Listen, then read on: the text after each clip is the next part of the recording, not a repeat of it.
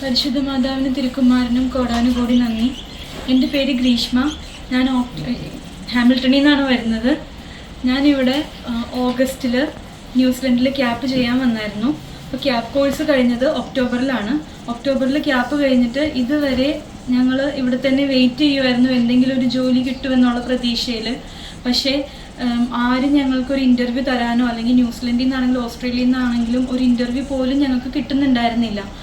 അപ്പോൾ എൻ്റെ ഒരു കസിൻ ഉണ്ടായിരുന്നു കുവൈറ്റിൽ. ആ കസിൻ പറഞ്ഞിട്ട് ബാബു ബ്രദറിനെ പറ്റി അറിയുകയും ബാബു ബ്രദറിനെ വിളിച്ച് കോൺടാക്റ്റ് ചെയ്യുകയും ബ്രദർ ഇങ്ങനെ ഒരു അഖണ്ഡ ജപമാല നടക്കുന്നുണ്ട്. കുവൈറ്റിലും ന്യൂസിലൻഡിലും മാത്രമാണ് ഈ ജപമാല നടക്കുന്നത്.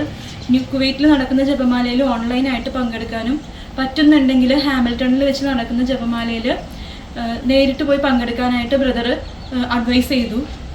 അത് പ്രകാരം അതുമുതൽ പിന്നീടുള്ള എല്ലാ വെള്ളിയാഴ്ചകളിലും കുവൈറ്റിൽ നടക്കുന്ന അഖണ്ഡ ജപമാലയിൽ കരഞ്ഞ കണ്ണീരിട്ട് ഞാൻ പ്രാർത്ഥിക്കുമായിരുന്നു.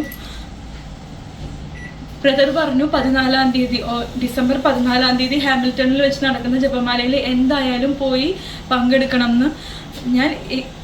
ഞാൻ താമസിക്കുന്ന വീട്ടിലെ ചേട്ടൻ ചേച്ചി ഭയങ്കര സപ്പോർട്ടാണ്. അവർ കൊണ്ടുവന്ന് എന്നെ അവിടെ ആക്കി.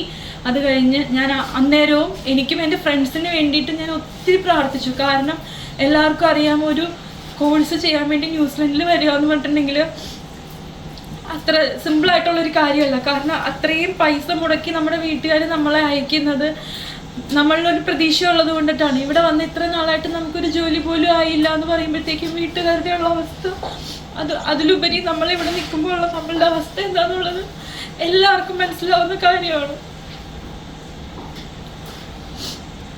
9 അഖണ്ഡ ജപമാല ഓൺലൈനിലും 10ാമത്തെ അഖണ്ഡ ജപമാല ഡയറക്റ്റ് ഹാമിൽട്ടണിൽ വെച്ച് നടന്നതിലും ഞാൻ വന്ന് പങ്കെടുത്ത് പ്രാർത്ഥിച്ചതിൻ്റെ ഫലമായിട്ട്